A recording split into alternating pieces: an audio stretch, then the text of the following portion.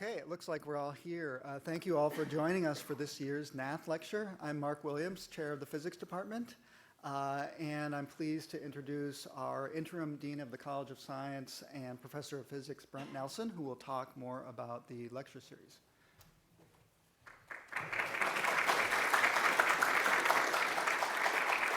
Well, thank you, everyone. It is a pleasure to be here, a pleasure to see so many colleagues, faculty, fellow faculty, students, postdocs, and other members of the physics community. I'll remind you why we are here. We're here for the Nath Distinguished Lecture, which celebrates discoveries and significant advances on the frontiers of physics and recognizes Northeastern University's unique contribution to knowledge advancement, witnessed by Pran Nath over nearly 6 decades, well, in fact, I think now exactly 6 decades of association with this university. So I think that's, first of all, worth congratulating right there. So, established in 2025, this lecture launches an annual tradition honoring Pran Nath, Northeastern's longest-serving professor, as I said, since 1966, and current George and Kathleen Waters Matthews University Distinguished Professor.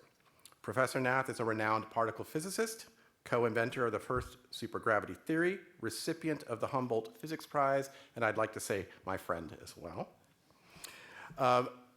I'm going to introduce the person who will introduce our guest of honor and lecturer. So with that, I'm going to turn the microphone over to Professor K.C. Fong. Professor Fong is a member of the Department of Physics and also a professor in the Department of Electrical and Computer Engineering. He's a member of the Quantum Materials and Sensing Institute and also the Cross College Center of Magnetics. And he's done all of this in the space of a little less than a year and a half, I think, from joining our campus. So I'll turn it over to you, Professor Fong.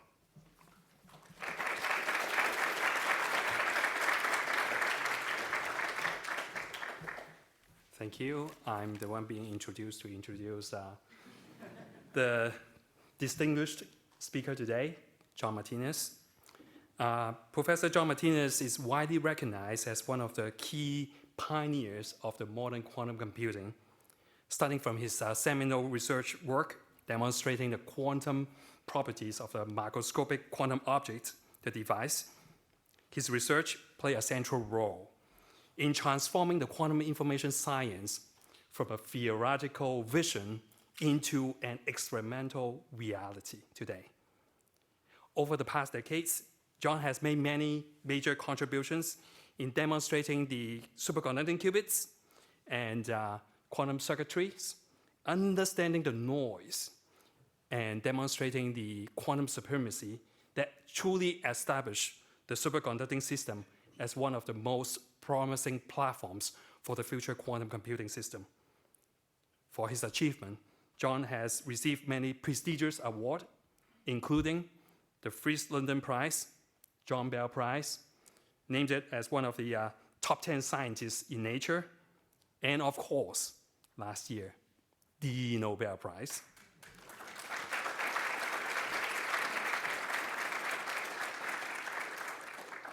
Now, John is also one of the rare individuals that I know who really built his distinguished careers across national laboratories, academia, and industry, both as a leader in corporate and now as an entrepreneur starting his own company.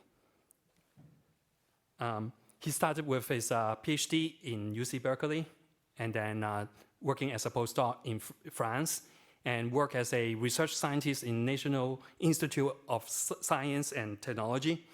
And later on, he joined UC Santa Barbara as a faculty member, and then worked in Google, and before starting his own company.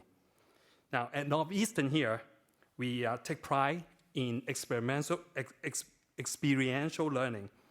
And John, I must say that your remarkable career doing all this really show this idea to life for all of us here that has a truly special meaning here at Northeastern.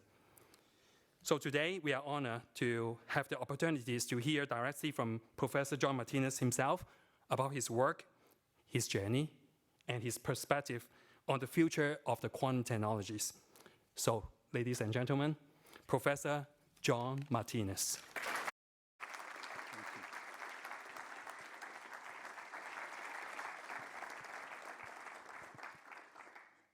Thank you very much for your kind invitation and coming out today.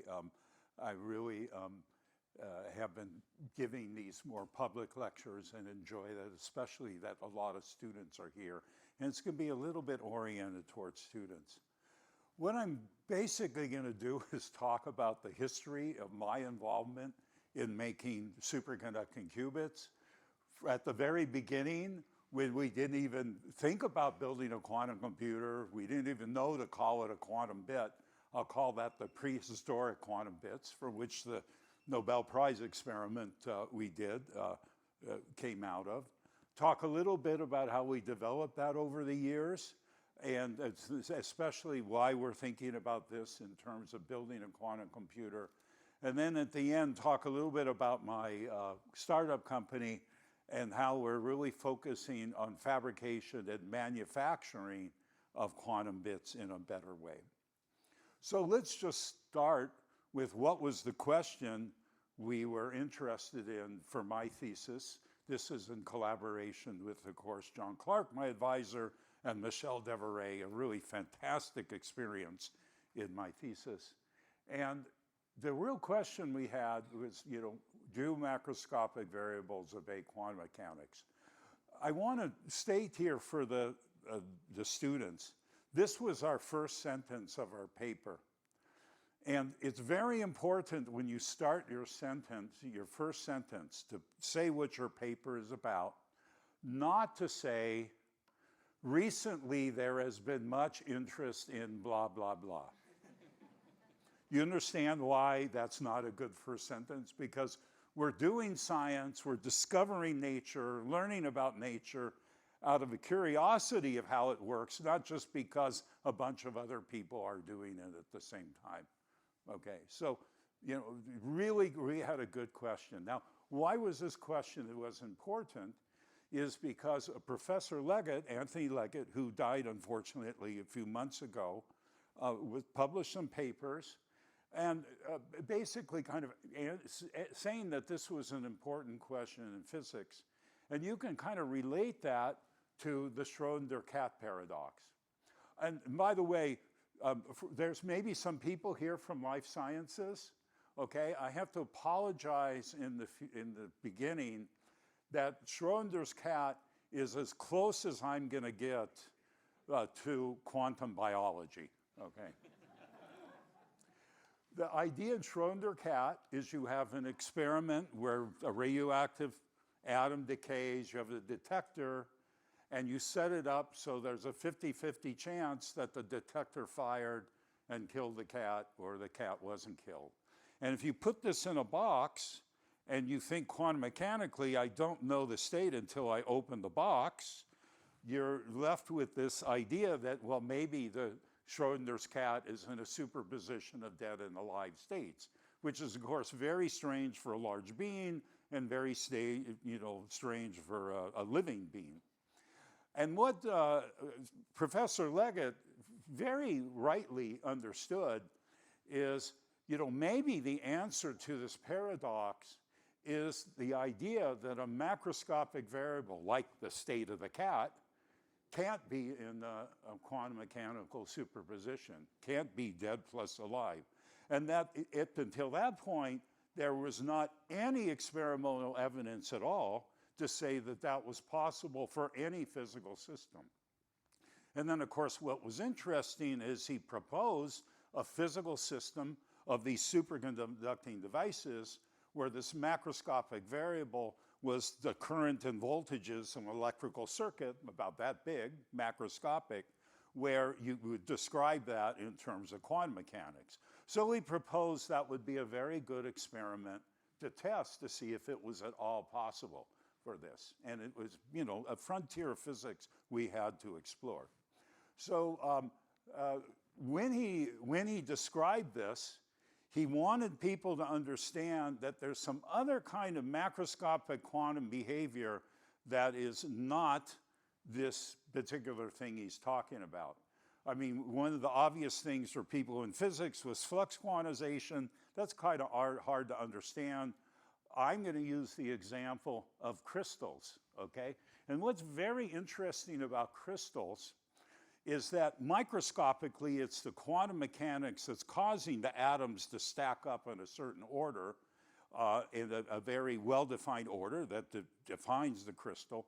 But it's only because that stacking up can be repeated over and over again over a macroscopic distance that you can see by looking at a macroscopic order. You can really know what's going on microscopically, at least with the way that it's stacking up, due to the microscopic physics of the quantum mechanics. And this is such a magical idea that you can see microscopic quantum mechanics by looking at a macroscopic object like a crystal, that in my home state of California, it's a big business in healthcare to believe that crystals can magically heal you. I don't know in Boston if that happens, but in California that happens. So that's the idea, and the basic concept here is to take this macroscopic object, and in terms of tunneling, you throw that macroscopic object through a wall, and there's a small chance that it'll tunnel through. Now, for normal macroscopic objects, that'll never happen, but you can do that if you design this electronic system properly to see that what is normally a very tiny effect. So I'll have to explain how that's done in our system. So the first thing is, like, what do I really mean by a macroscopic variable? And I'm going to give an analogy first with a solid and a gas. You take a solid and you heat it up enough, then all the atoms are free relative to each other. And now if you want to describe that state of the system, for the macroscopic number of atoms, you have to know their position and velocity, obviously very complicated. However, if you cool it down, they then coalesce into a crystal, or at least in some solid. And now if you want to describe the state of the system, you only have to describe the center of mass and maybe some rotational coordinates. But it's a small number of coordinates that are now describing, one coordinate is describing a macroscopic number of atoms. So the same thing happens with electrons, with current flowing in a wire. You have electrons in the wire that are basically independent of each other, at least around the Fermi energy. And it's the same thing in a gas. It's called a Fermi gas, very complex state. However, when you cool it down, you form a superconducting state where the electrons pair up, one electron going in one direction, the other electron going the exactly opposite direction. They pair up, and then all the electrons pair up, but they have a degree of freedom that's analogous to the center of mass called the phase between all these. And the way that it condenses, the phase of all these Cooper pairs are exactly the same. They have to be the same. They're condensed in that way. So that you have a free degree of freedom, like the center of mass. And then if you take a phase and you change it over distance, quantum mechanically, that's equivalent to a current, and that's how a current can flow in a superconducting wire. And because all of the Cooper pairs have the same phase, this can be a macroscopic amount of current that's described by that.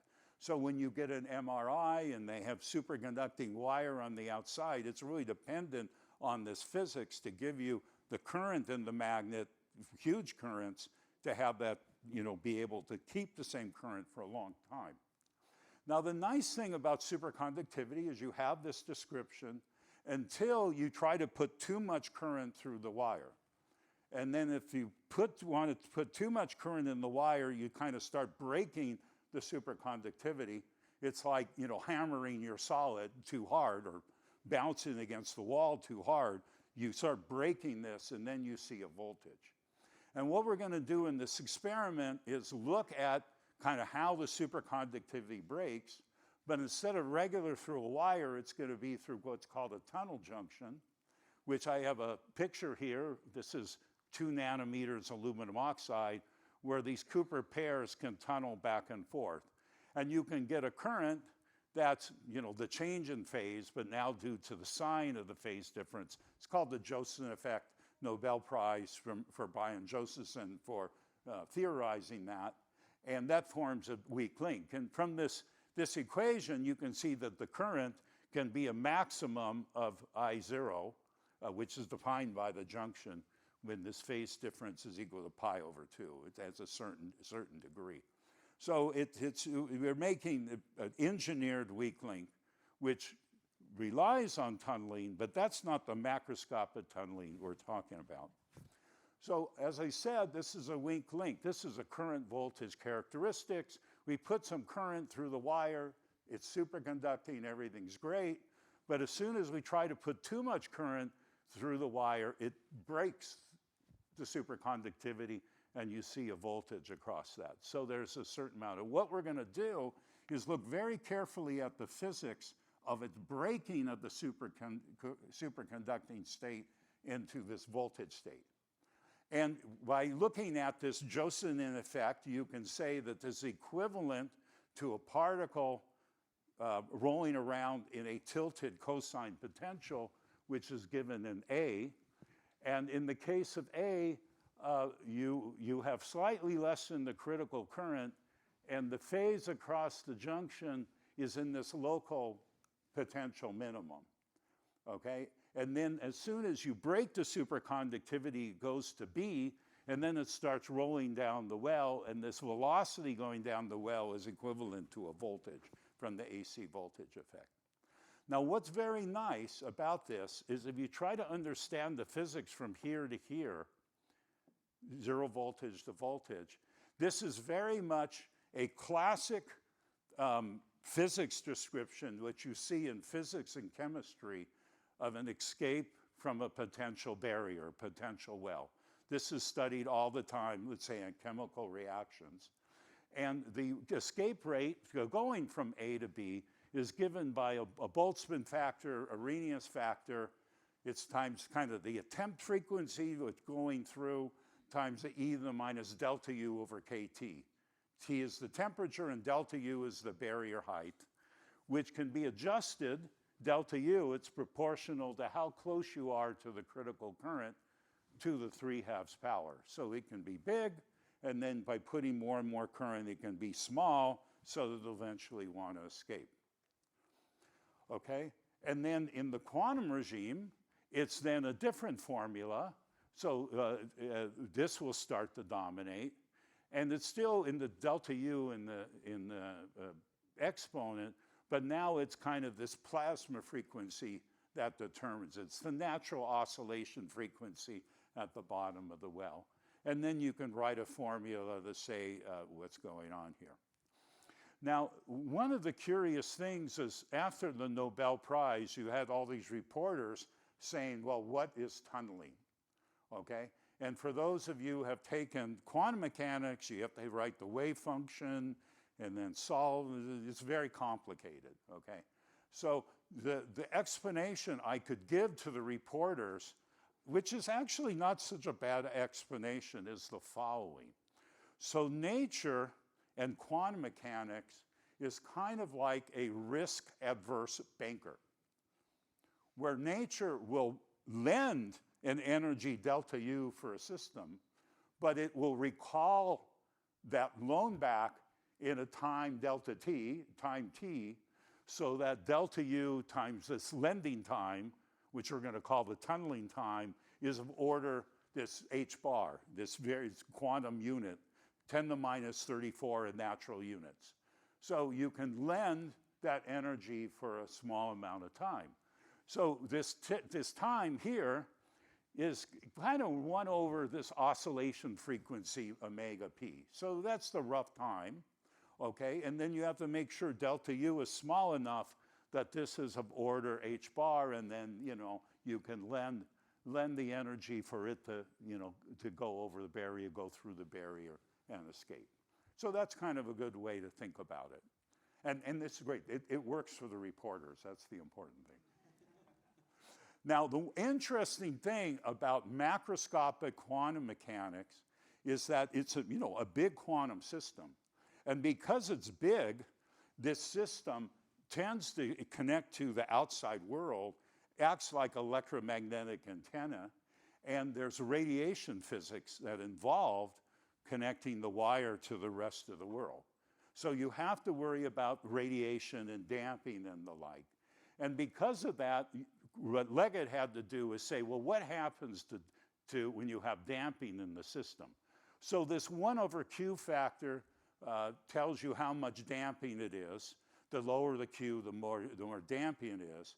And when it's damping, what happens is when you lend it some energy, as it's trying to tunnel over, it loses some of that energy to dissipation. So that means it has to borrow more delta U in order to tunnel through. And that means that because there's extra dissipation here, it depresses the quantum tunneling rate by a small amount. So you have to design the circuit with that in mind and do experiments, and I'll talk about that later.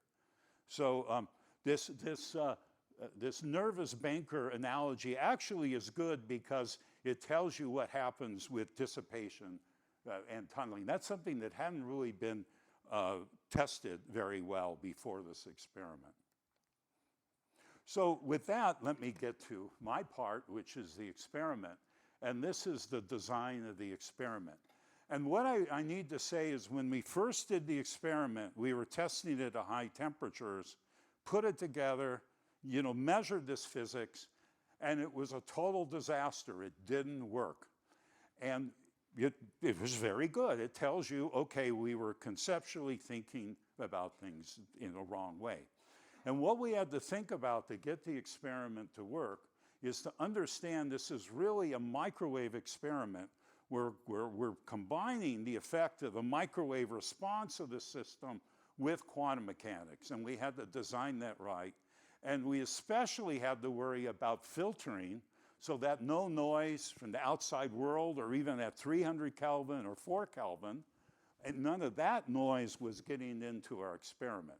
So it really required a very good microwave design. And I'll just briefly talk about that. So once we understood that, we went to the astronomy department and used their network analyzer. It didn't take too long to figure this out, how to do it. So this is the 1 centimeter Josephson junction chip. There's a cross that forms this tunnel junction right here. And then that looks into this, what is a coaxial tube, copper tube, which you can see right here, that I got to machine myself. That was really great. And then in that copper tube, we have a bunch of copper powder of about 30 micron diameter that's insulated from each other. And that wire going into that copper tube acts as a filter so that any microwave radiation coming down here gets damped by the big surface effect damping from the copper. So that means that the radiation is dissipated, filtered from here, and some other filters, auxiliary filters of microwave and RF coming down the line from room temperature. So it provides a very quiet environment. And then also, given that this is a coax, the junction looking into this looks like a very good microwave impedance, so we kind of know what the electromagnetic model is of the circuit really well. So by doing this, which is, again, understanding filtering, understanding microwave engineering, we were able to build this, and then the experiment started to work very well. But we really had to figure this out. This is not really in the literature before we figured it out, and it was a very important part of doing that. So one of the things that's really important in this experiment is measure the parameters to understand what's going on. Now, there's the raw junction parameters, but what really matters are the two parameters of the oscillation frequency of this junction, is an inductor capacitor kind of resonant frequency, and also what is the potential barrier height, which, remember, goes to 0 as I go to I0. So to measure the parameters, there's kind of two ways we're going to do that. The first way is to take our system and inject some microwaves into the system so that it's maybe oscillating around, but when you put some microwaves into it, you resonantly give it energy. The energy goes up, and then it escapes from the system faster. So the way we did that here is we looked at the escape rate versus current, and for a small range of current, very close to the critical current, we can measure what that escape rate is. And then we put on microwaves and we talk about the increase of the escape, which is, we say, is log gamma. log of the power, the escape rate with power divided by the escape rate without power. And what we see is that down here at high currents, which is a low oscillation frequency, nothing much happens. This is 0. But then it goes up and peaks about right here. And what's happening here is that the natural oscillation frequency of the system is equal to the drive frequency of 4.9 gigahertz. You resonantly give it energy, it increases the escape rate, and you can measure that. So you can measure the oscillation frequency from the width of it. You can measure the damping in the way that physicists and electrical engineers know about, and you can get the parameters, okay? So we know the oscillation frequency and the parameters of it. Okay, the next thing we have to do is measure delta U. And I want to just pause here and tell you, for the students here, I'm going to talk now about what is the most important concept you should remember from my talk, okay? And this is the concept that made us figure out what was wrong with the experiment and fix it.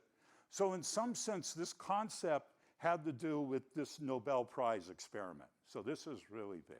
So what's the concept you have to learn? Very important. When you have data, you always figure out how to plot the data so that the data should lie on a line. And it's that simple. Why is that? It's that if you take data and it doesn't lie on a line, then you know something's wrong that you have to fix. And that's what I was talking about at the last slide or so. Okay, that's what we figured out in the beginning. It didn't fall in a line, we had to fix something. Okay, so how do you get this to fall in a line? Well, as you remember, we have a Boltzmann factor, a Arrhenius factor, E to the minus delta U over KT. So you think about plotting this in the normal Arrhenius kind of way, where you have a log scale and a linear scale. But the problem here is that the exponent factor goes as delta U, and delta U goes as 1 minus I over I0 to the 3/2 power law.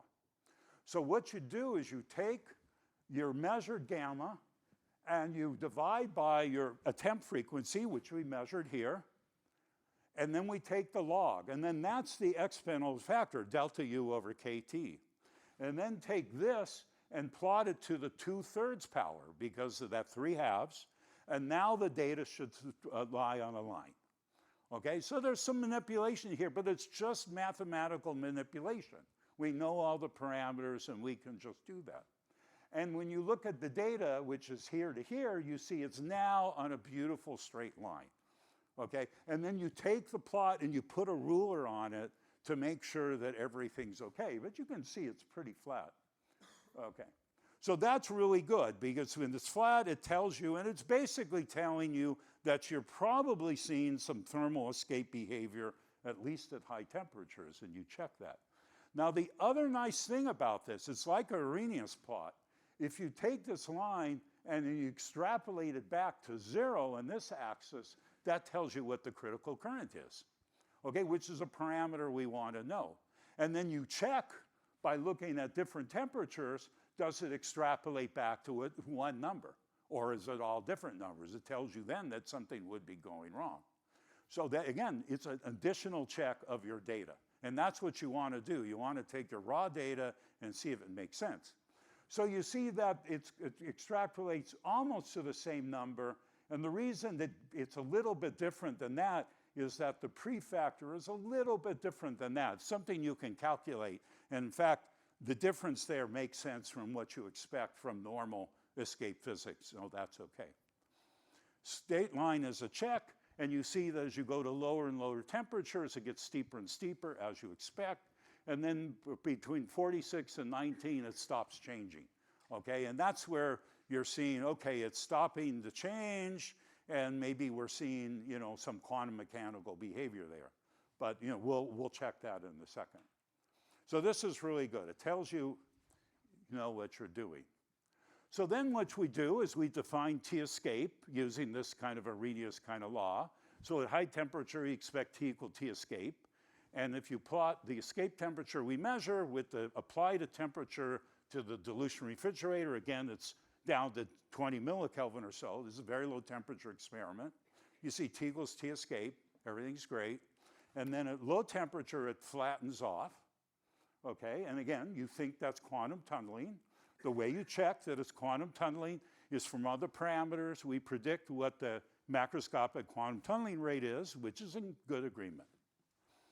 But still, we're kind of nervous whether we actually showed this or not. So what we did is we had a coil of wire, which you can't see, that goes around right here. We put a magnetic field, and that reduces the critical current of the junction. It makes it lower frequency, more classical, and then when we look at it, it goes to a lower escape temperature, kind of consistent with what we expect there. And that shows that, you know, the system is getting cold, there's no extra noise, it's behaving as you want. So that's a very important check to make sure we're doing things okay. Okay, so that's the tunneling part of the experiment. I now want to talk about the energy level part.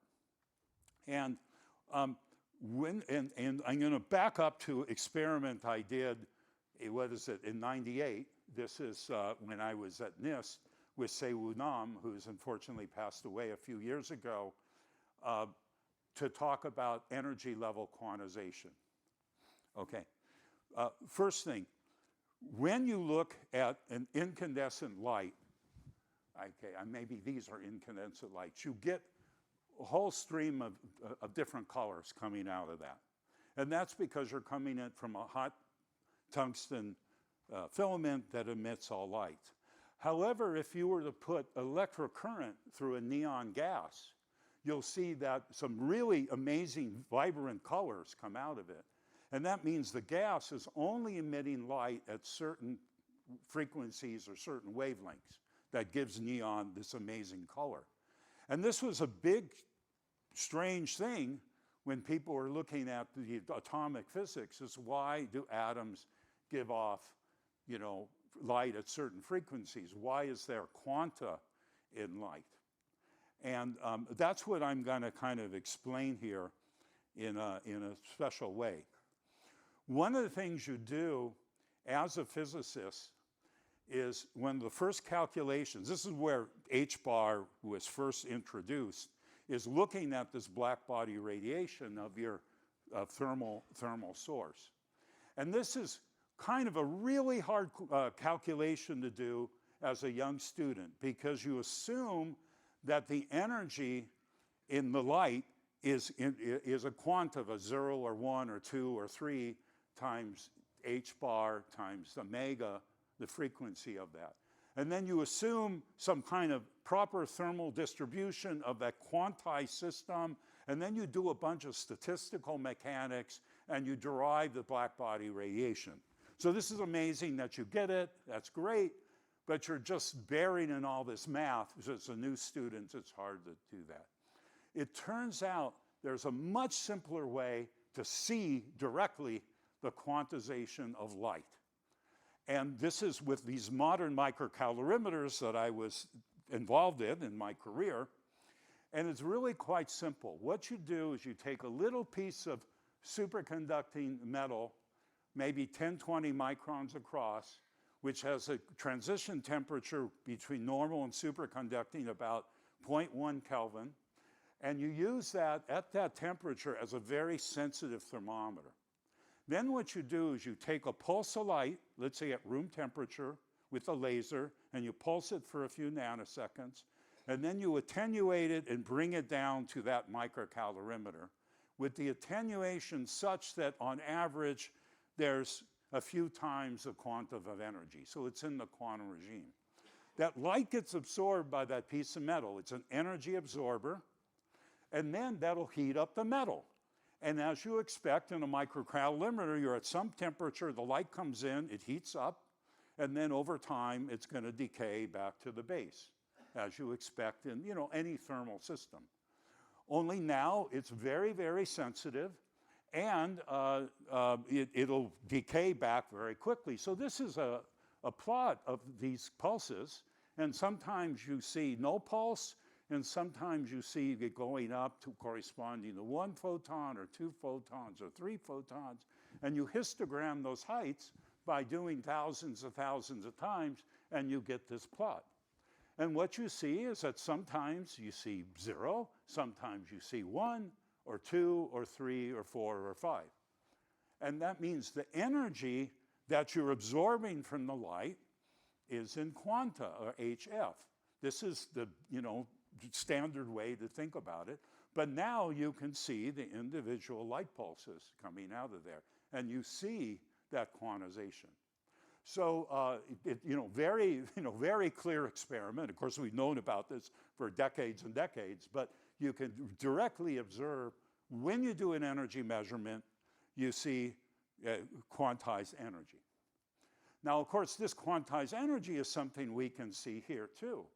So this harks back to the original measurement of the frequency where we look at the increase in the escape rate, but now we're in a quantum regime, and in this particular case, it's a new junction. We're putting in about 2 gigahertz, and we look how the increased escape rate happens. We now see a peak here, and a peak here, and a peak here. Very distinct peaks, instead of kind of a smeared out background we saw before. And when you go through all the mathematics, the first peak is the 0 to 1 transition, which you see on the upper right. In the middle, it's the 1 to 2 transition, and the one on the left is the 2 to 3. And this kind of shows where the positions are expected with some uncertainty here, and it really explains what we're seeing very, very well, so you can see that. And this is, once you see these energy levels, this is really great. Qualitative description that you're seeing quantum mechanics, and of course, in the future, this gives you idea that you could use these quantum energy levels to store and encode information for a quantum computer. That wasn't really thought about at that time, but people have developed better and better systems to, figure that out and to use it in a good way. So just kind of summarizing, where we are right now, we showed that these macroscopic systems can have quantum mechanics. Okay, it didn't resolve the Schrödinger cat paradox. It's resolved in another way, in my view. But it does show that you have a playground for physicists where they can use capacitors, inductors, and transmission lines, junctions, put them together to make a new class of atoms that are different than the normal way you make quantum systems through the periodic table of elements and photons and electrons. And that's what many people over the decades have been exploring and figuring out. And that's been very exciting to be a part of that progress.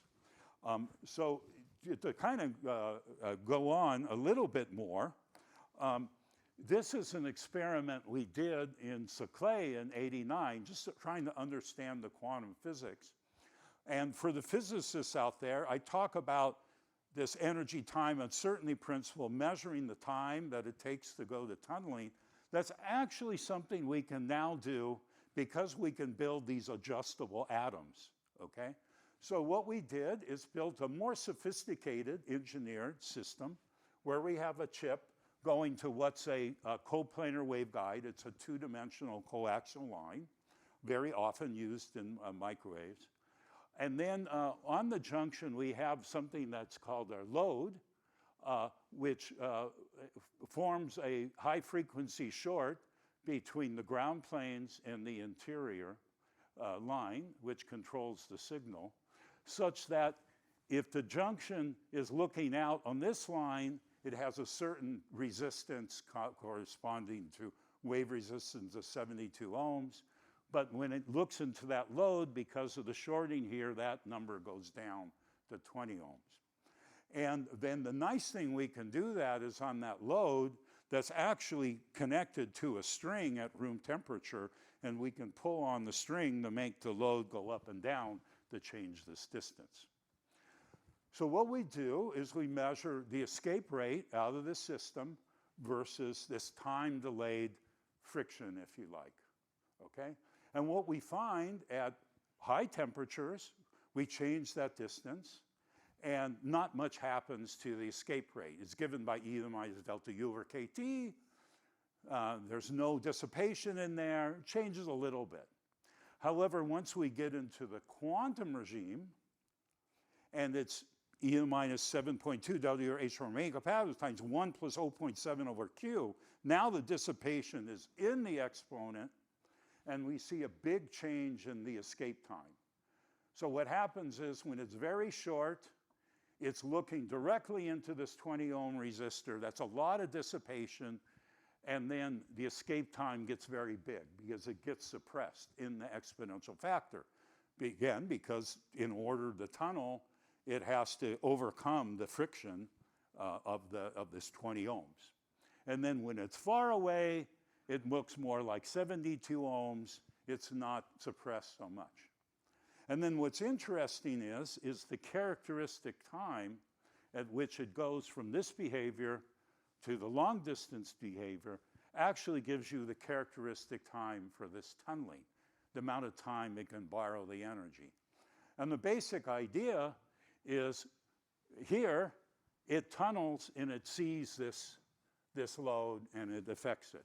However, as it gets longer and longer here, then you have a tunneling event before the trial of the tunneling event can propagate down here, reflect off the load, come back and interfere with itself.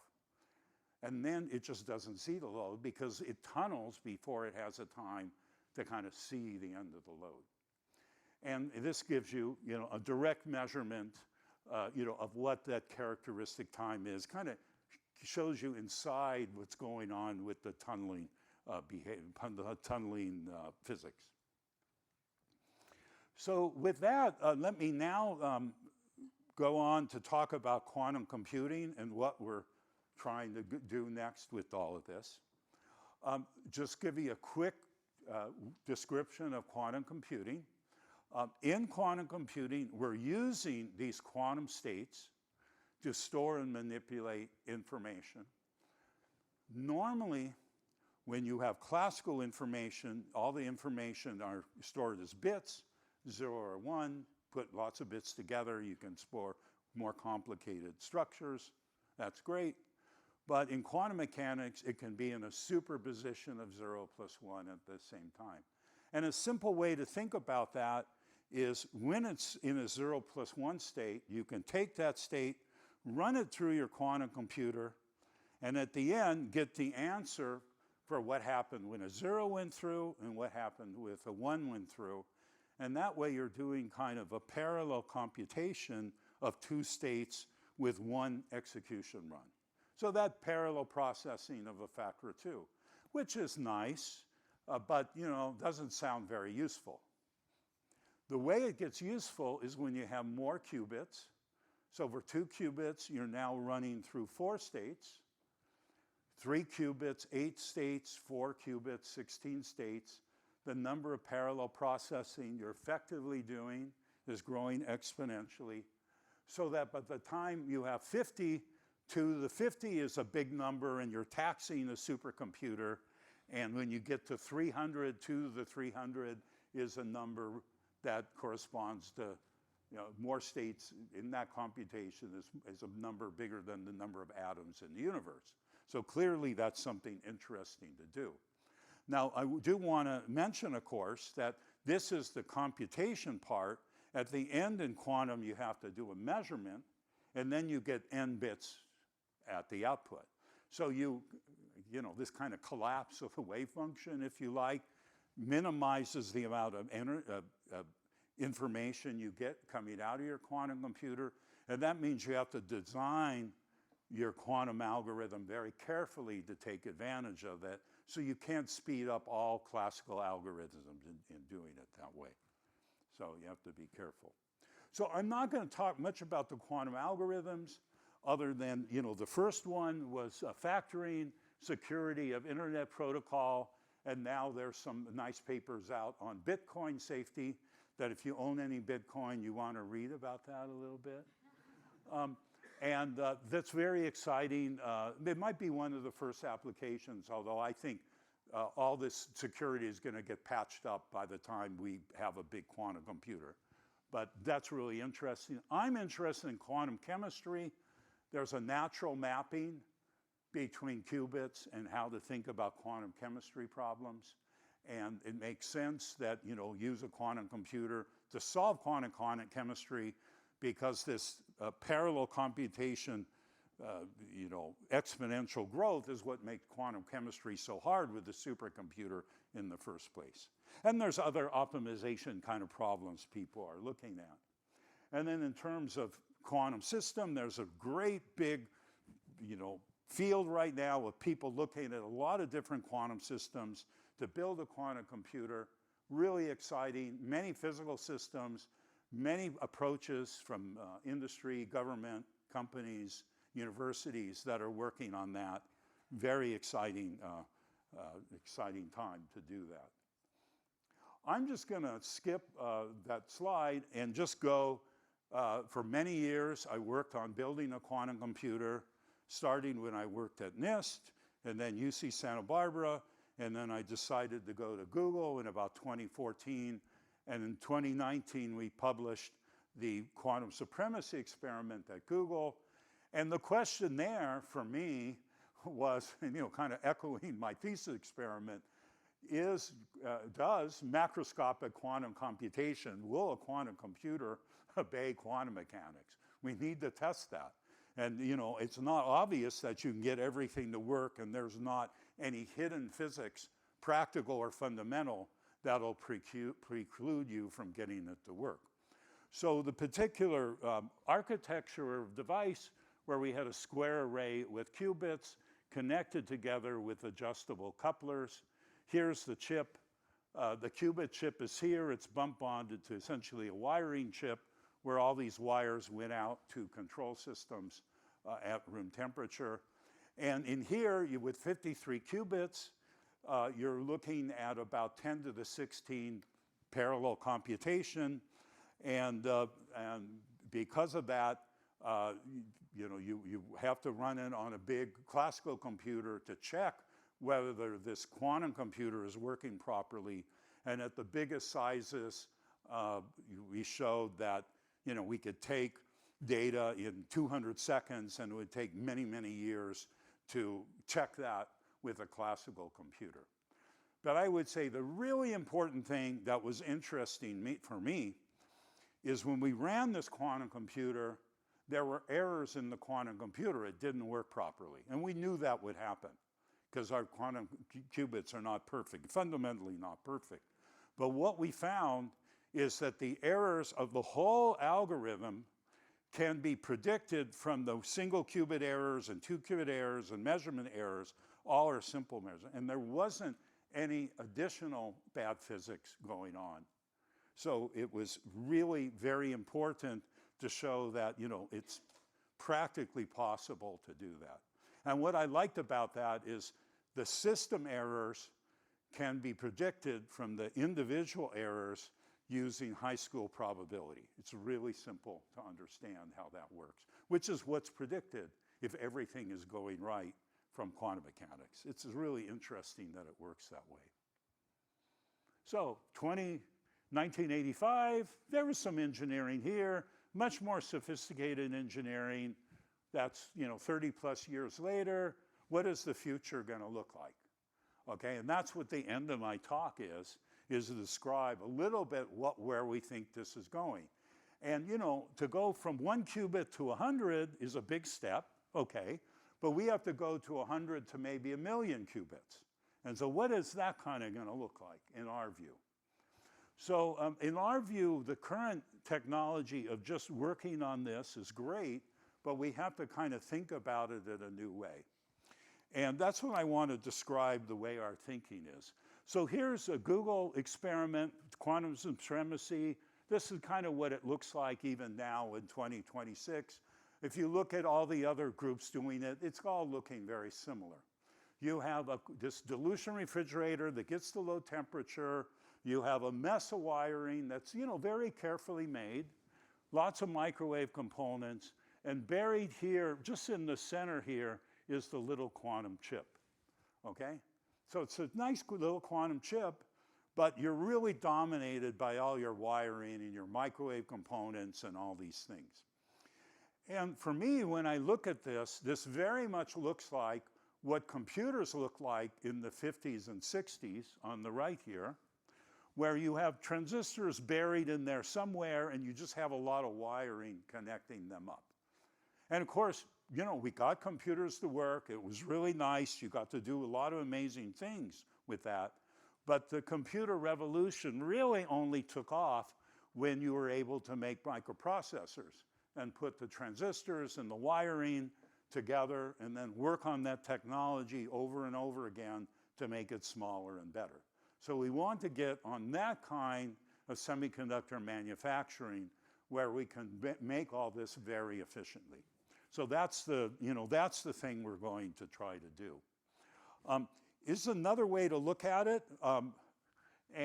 what I plot here, scaling of a quantum computer. This is 9 qubits at UC Santa Barbara, 2014, early error correction. Quantum supremacy, 53 qubits right here. At that point, we were all excited. Okay, let's build a 1,000,000 qubit. That's general purpose, utility scale, a lot of optimism.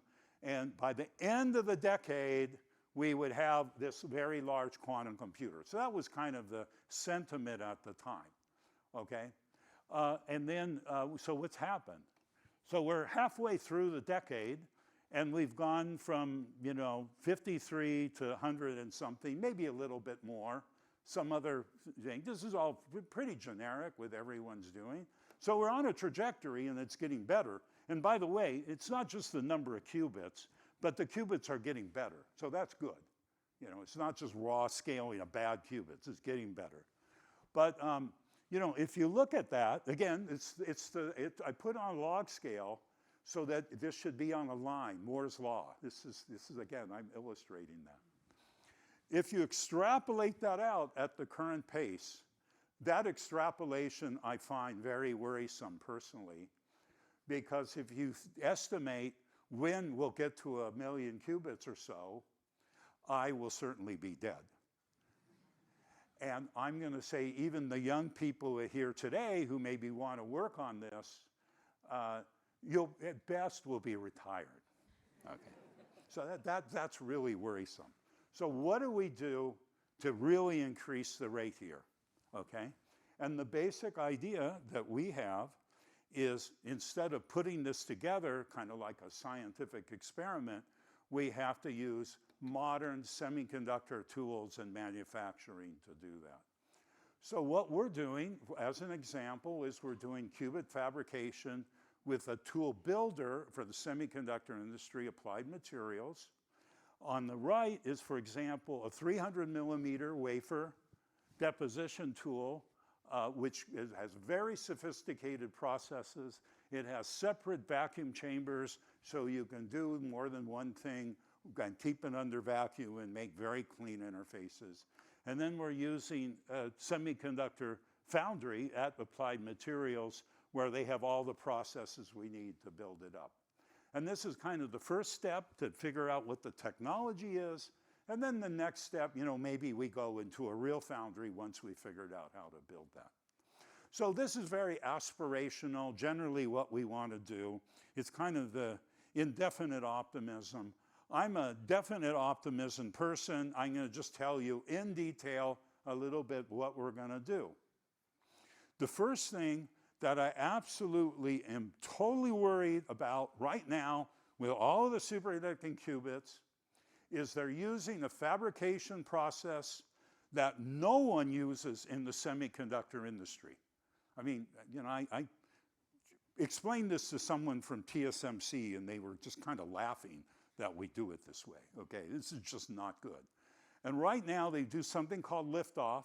Take a wafer, you spin on photoresist, pattern it, evaporate aluminum, and then you stick it in acetone, and where there was photoresist remaining, it kind of lifts it off. So it's very easy for physics. You can get a lot done Junctions are pretty good. It's not scalable. It's not clean. You can't do that. It's a 60-year-old technology. You want to use deposition and etch. So on the right here is an example where we actually use an SiO2 scaffolding with a hole in it to make a window. We then make the junction and then remove the SiO2 scaffold to make a freestanding bridge and a junction. And we're getting that to work. We've made some qubits with that. We have to make them better. But we believe this process can be used to make much, much better junctions and fix that problem. The other thing we can do is look at some of the material stacks we can make with applied materials. This is silicon. This is aluminum around 100, 200 nanometers thick. Single crystal over 10 microns or more length. Very smooth surface. So you can get clean surfaces, really well-controlled material stacks by using these advanced things. And then the last one I want to talk about is wafer scale integration, where we make qubits, make about 20,000 qubits in something this big. We use a silicon wafer to wire these qubits from 20 millikelvin up to 3 Kelvin. And then at 3 Kelvin, we connect it to electronics at that temperature and going to higher temperature using basically circuit boards, thin circuit boards, flex, in order to do the wiring. So we have a plan for doing this. And the nice thing here is we're building wafer scale devices using bump bonding and wafer scale assembly techniques, which is getting developed for the GPU industry. So we piggyback off of that. And that way we can kind of mass manufacture these qubit systems without having to do kind of the hand connectors and other things that people are working on right now. So we think it'd be a much better way to do that. If people are interested in what we're doing in more detail, we have a paper, How to Build a Quantum Supercomputer, where we outline, this. We're not telling you all the important secrets, okay? But we're telling you mostly what you need to know. It goes from the very low end of the hardware all the way up to how you're going to control this with the supercomputer. And that, for example, is headed by Hewlett-Packard Enterprise, which makes supercomputers, so they know how to integrate that. We're the system integrators at the bottom end.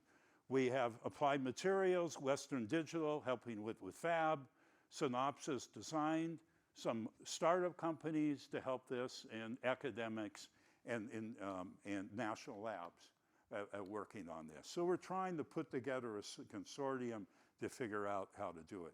And what I'm proud about this paper is if you want to know what something would look like on a large scale, I think this is one of the first papers out there that kind of gave you a picture of all the things you have to do to make this work. Again, we're not telling you everything, but we're telling you what this is basically going to look like. And, I think other companies and the like have these kind of plans too, but we published it. You can look at it in detail and see what you need to do to get this to work. So with that, as a final slide, what is the quantum computer going to look like? We're going to build these 20,000 qubit modules. They'll be in a dilution refrigerator. We're going to tile them together to make up to 1 million qubits. This will go into a series of dilution refrigerators with control electronics and decoders and supercomputing put off to the side. And, that's our picture, what we want to do. And we're really excited, to move along this. Right now, we're just trying to get the quantum hardware to work right, the qubits to work right. Our hope is once we figure out how to do that, we can scale up rapidly using all the tools of the semiconductor industry.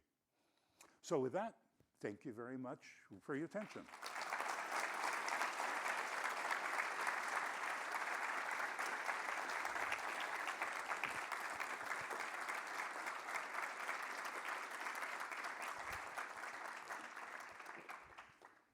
Thank you very much for the talk. And perhaps, shall we start a Q&A session? Yeah, yes, absolutely. So That's the best part. yes. even you don't own any Bitcoin, you can ask questions. Yes. Yeah, so thank you. Very nice talk. So if we look at this compared to your earlier slide where you showed the microprocessor, like the big difference, right, is that that was room temperature and this isn't. So are you hopeful for any advances in cooling or like a room temperature? Oh, you mean for the control system? Yeah. Okay. This is the big problem because you have to have a sophisticated waveform generation. So there's several ways we think we can do that.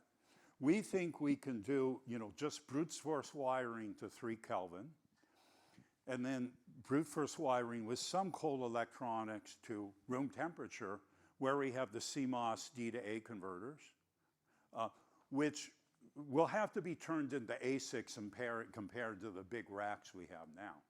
There's also some ideas of using cryo-CMOS to develop the waveforms so that it can all be cold at 3 Kelvin.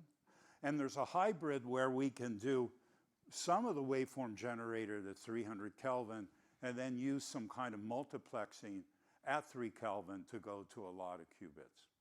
So this is actually a big problem with quantum computers, is that you have to have a sophisticated control system to do the qubits. And there's several options here we're looking at.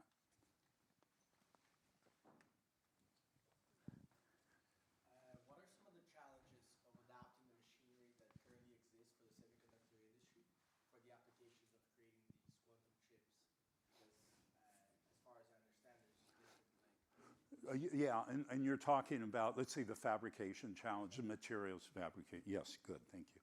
So there's a lot of challenges because people know how to fabricate in a very sophisticated way for CMOS electronics. An example, they know how to do copper wiring really well.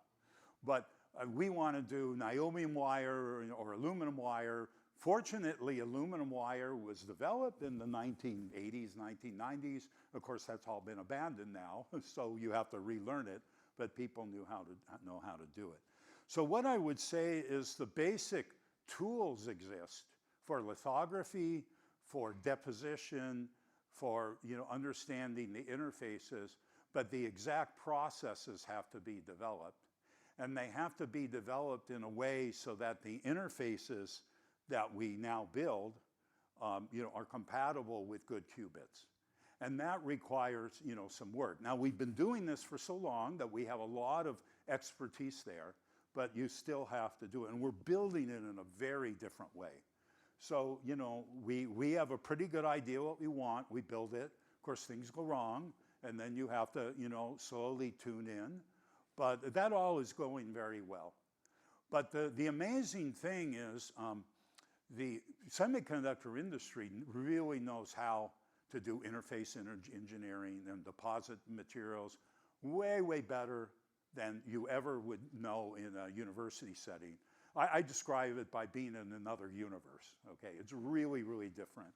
And we think that's a very powerful way. But the real problem is you have to do everything different. Every step has to be different so that this is not what most people want to do. They want to incrementally change what they're already doing. And it's kind of taking a big risk to change it that. But we think in the end, this is going to be, the way to build it. Microphone. Okay. Hi, thanks. Very nice talk. What's special about 1 million qubits? Why is that the target instead of 100,000 or 10 million? I have bad hearing. Sorry, what's special about 1 million qubits instead of 10 million or 100,000? So what you want to do is, of course, do error correction on your qubits. So for the surface code, let's say it's around 500 or 1,000 qubits, physical qubits to a logical qubits, and that gives you about 1,000 logical qubits to do your algorithm in, which is kind of, you can imagine that's kind of what you need for doing that. There's now being invented more compact ways to do that, but then it requires much more difficult physical architecture to do that. But that's the rough numbers. Now, in a quantum computer, why do you need so many physical qubits for a logical qubit? There's two reasons. First of all, the physical errors of a quantum computer is still pretty high. 10 to the minus 2 to 10 to the minus 3 now. Let's say 10 to the minus 3. The thresholds are like 10 to the minus 2, so you're not that far below the threshold, which means you need a lot of high-order error correction. And then also you have to correct for bit flips, 1 to 0, 0 to 1, and also phase flips, where the phase of the quantum state changes. And because you have to correct for two things, you then get a lot more overhead from that. It has to do with quantum. But people are working on that. It's not quite clear. A lot of these ideas are practical yet, but there's just a lot of developments in the field to try to shrink that number a little bit. We'll let him go and then okay. Again, great talk. Is there any development with qubits specifically, or some kind of higher order qubit to see if those are more practical instead of scaling up the number of qubits we have, going to more possible So there's a lot of research on other kind of qubits, and that's very interesting, and people think that by changing the basic low-level architecture, you can do better. And I think that's very interesting. And I'm going to say that us making better qubits can help those projects to do better. So, we don't mind if we build fabrication technology that helps other qubits. That's a win for us, too. We're very happy. And in a lot of those other qubits, they need tighter control on their junctions. So, we're trying to do that. The problem is a lot of times these other ones require qubits that are much more complicated to couple them together. To make a single isolated qubit, it's great, but then you have to couple them together, and then they have to couple a lot of them together, and by the time you do that, things get really difficult, they get slow, and you have to find out that there's a net win for doing that. So, our base design is surface codes, transmon qubits, pretty simple qubits, they're fast. If other technologies work, that's great. We'd like to help them too. So with the current FPGA-based control technology, we see a lot of latency, which is not essential. We need to be faster, essentially. Right. Even for 100 qubits, the latency is pretty high. How would you predict for 1,000,000 qubits the control technology might evolve?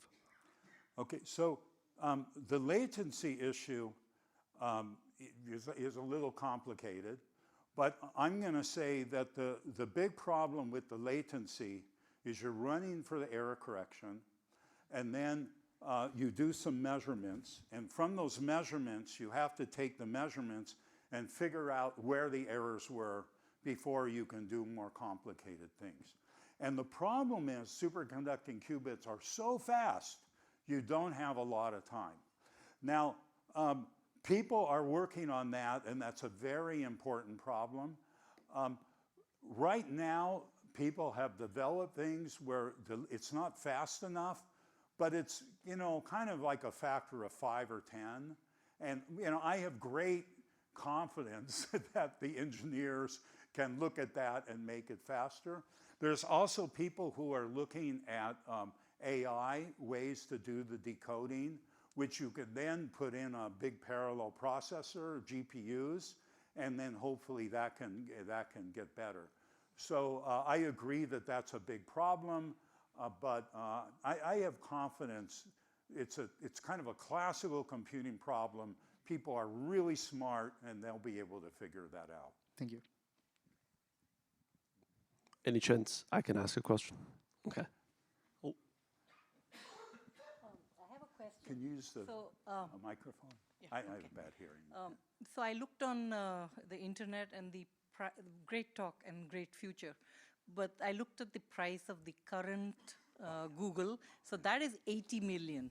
That's what it says. What will be the price? No. It's not 80, so maybe Google was wrong. Okay, so when I talk to engineers and business people, I put the cost slide at the end. This is academic physics, so I don't want to worry anyone with that. But the cost is actually the most important metric. Right. And the problem right now is, IBM or what people for, 100 qubits or whatever, that's $20 million. Right. Okay, and someone at the recent physics meeting said they're going to build a 10,000 qubit module for 30 million. But you scale that up to 1 million qubits and you're in the, let's say $10 billion range. Way too expensive. And this is why what we're doing is we're trying to use the semiconductor manufacturing technology so that these can be manufactured at wafers and, churned out at scale. And then we're trying to bump on them together with a few planar bump-ons, which again can be done at scale. People are learning how to do that, so that we're using semiconductor fabrication technologies to make this a reasonable cost. So we think in the end, we want these big quantum computers to be tens to $100 million range, the cost of supercomputers right now, and then it's in the cost range. Right now, the projection costs tens of billions of dollars or more. That's just too much. And I don't see how to bring that cost down unless you do this wafer scale integration that we're working on. So we're really trying to solve the problem that is going to be desperate in 5 or 10 years when the current methods are just getting too expensive, too hard to put together. You really need to bring the cost down. Thank you, John. That's a great talk. Would you give some sense of what you might see as fundamental science problems, either on the material side or even just the basic science? Engineering, I guess you have it under control in some way. Now, I know this may not have an answer, but... I'm really, in the hardware side, I'm laser focused on, making the qubits in a new way and a way that can eventually be scaled up. But there have been some papers in the last week, which I think are going to be talked about in the next year a lot. One was a paper by a neutral atom startup through Caltech, where they're saying that at 10 to 20,000 qubits, you can start doing elliptic curve codes, breaking Bitcoin, RSA kind of things at not too many, reasonable number of qubits.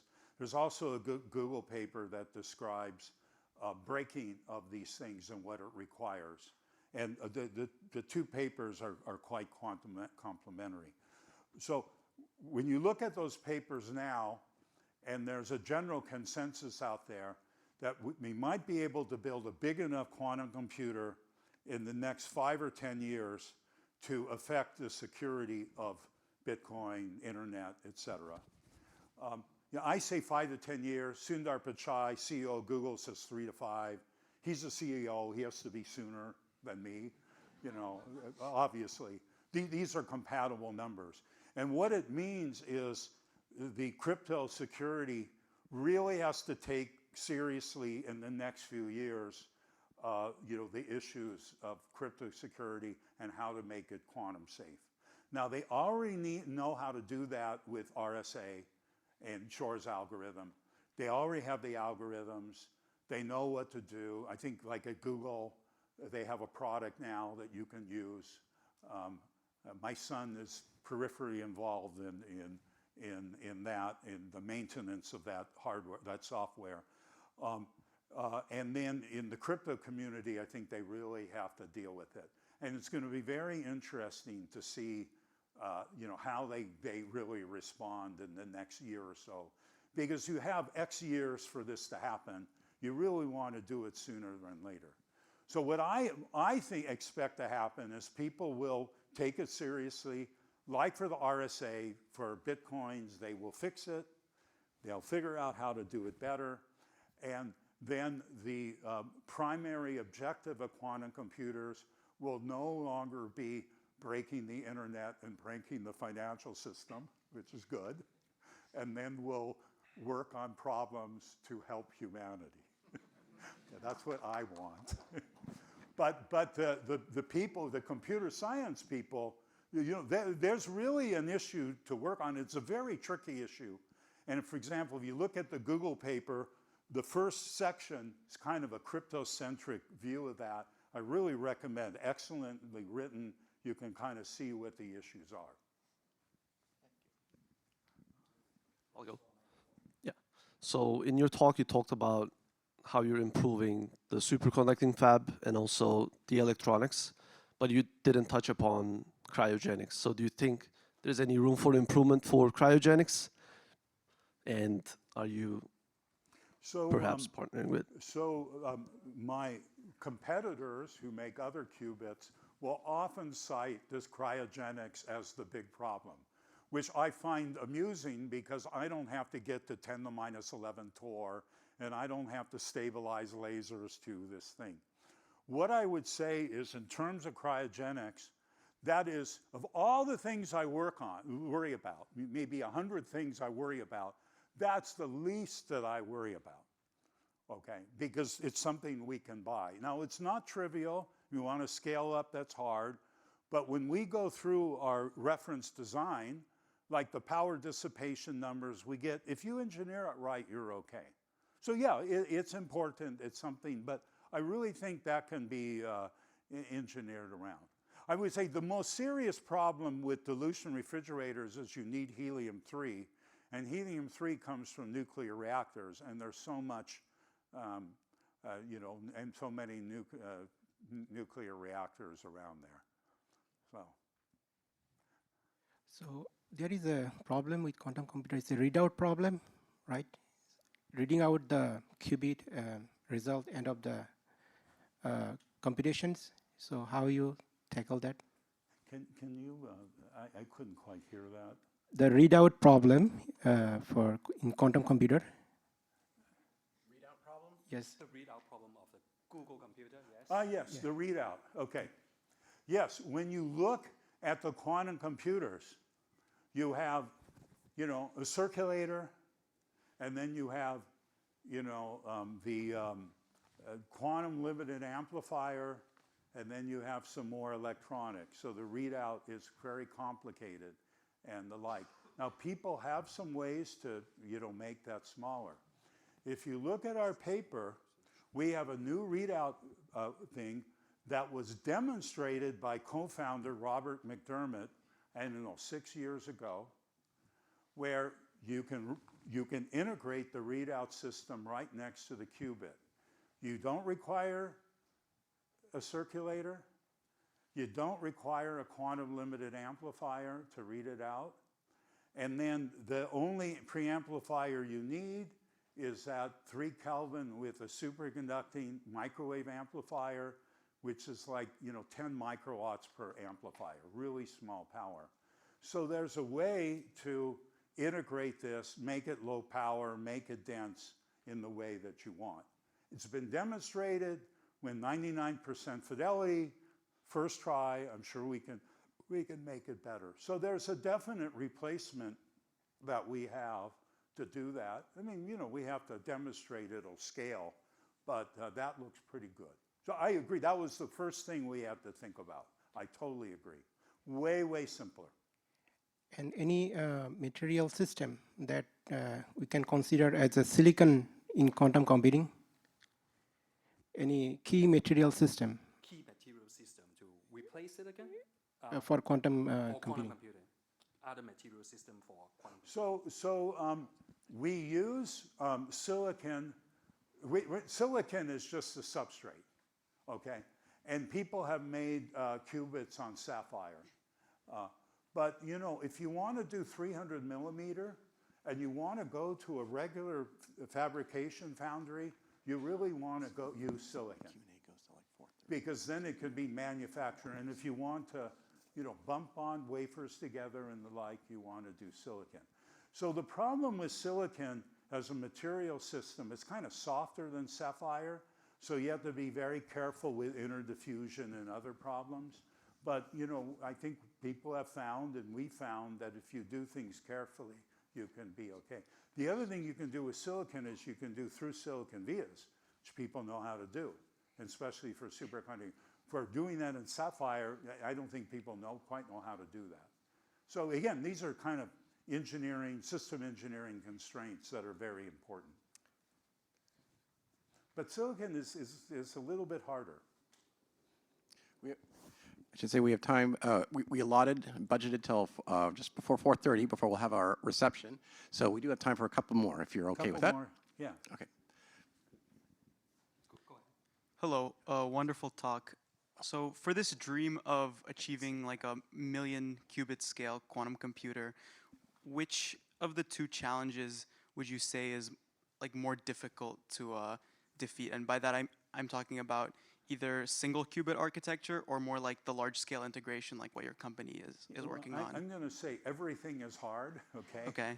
But But right now we're really concerned on the single qubit architecture using a forward compatible process that can be manufactured in mass and making good qubits with, let's say, T1 times of around 200 microseconds or 300, which other people are done. We've done in the past. We think we can do that. But at the same time, we have to manufacture the whole wiring and control system. And for example, on the wiring system, we want to bring wires from 20 millikelvin to 3 Kelvin to control all the qubits. And on a single wafer, we have to put about 100,000 wires connecting that together and making sure it's low crosstalk and the like. So, you know, this actually is not so trivial to make so many wires. However, if you think about the processors you make right now, each processor that they're yielding has, I think it's something like 50 kilometers of copper wire on that with no defects. So, you know, I think we know that this can be done. It's just that we have to, you know, show that it can be done, you know, with these superconducting metals and do it in the right way. And that's a lot of effort. So in some sense, it's kind of, in some sense, the challenge is a business challenge in the sense that we have to do all these things and get it to work. We're not going to sell something right away like you can with silicon devices. But, you know, we have to figure out how to develop it at a very sophisticated level. But the nice thing is we can use the existing technology, just change as little as we can to do it. And we think, you know, given the promise of a quantum computer, there's enough funding, there's enough interest from the semiconductor manufacturers to do that. But you know, there's a lot of things you have to work on to get it to work. I see. Thank you. Thank you for a wonderful talk. My question is, what is your take on all of the other platforms for quantum computing, like trapped ions, neutral atoms, photonics, and so on? So I think everyone in the field will naturally agree that the neutral atoms in the last few years have made a lot of progress. And especially with, you know, with lasers, you can make a large number of neutral atoms and get it to work right. Now, people have done, you know, good low error operations. They made a lot of neutral atoms. It's a matter of putting it together. And I always call that a system engineering. And the one thing everyone has to realize is, you know, physicists generally are really bad at system engineering. They underestimate how hard it is. But there's a lot of clever people working on it, and that looks really good. Now, I would say there's a big race right now between superconducting qubits and neutral atoms. And I think it's actually good for the field. I think the superconducting qubit people are a little bit complacent, which is why we're proposing what we're doing on how to fix things. So I think that's going to be good for it. In the long term, the real issue with neutral atoms is that they're slow. And, you know, superconducting qubits, 50 nanosecond gate times versus 100 microsecond move times. So that's a factor of a few thousand. In fact, if you look at the recent papers where they compiled algorithms, the neutral atoms are about 20, 25 times smaller, but they're 7,000 times slower, which is compatible with the number I just gave you. So again, it's going to be, you know, kind of a system engineering thing, which is better. But clearly, if you can build a neutral atom quantum computer, you know, in the next few years, even if it's slow, that's going to be really interesting from the, you know, physics point of view. And in fact, where I used to work at Google, they've started a neutral atom program there because that, you know, that looks pretty interesting. And I could see why that's good. But I'm going to say in the end, I think the superconductivity from the speed, it's going to be harder to put together. But in the end, if it's thousands of times faster, I'll just put it this way, you'll make 1,000 times more money off of it. Okay, that's the business way to talk about it. Hi, so wonderful talk. Related with this, neutral atoms, do you think they are completely independent one to each other, or do you think they can coexist and propose like a unique solution? Is it whether the co-atom system and atomic system and the superconducting system coexisting together? Is that the question? Yeah, you know, I don't want to say that you can't, well, coexist meaning being connected together in some way. The problem is it's very hard to connect these kind of optical states to a microwave state. And people are working on that, and it may be possible to do that, but that looks kind of difficult. And for example, you know, our network quantum computer, we're talking about putting that as a microwave connections, not in optical connections. People are working on that though, and they get it to work, that's really great. And I think then we can start doing some interesting things. Excellent. Okay. So with all the Q&A and wonderful talk, let's thank our speaker today again, John Martinis.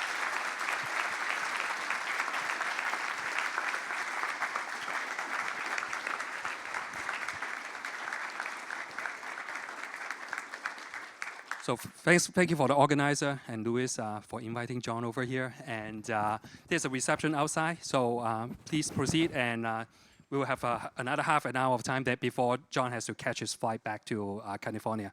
Thank you for all coming. Thank you.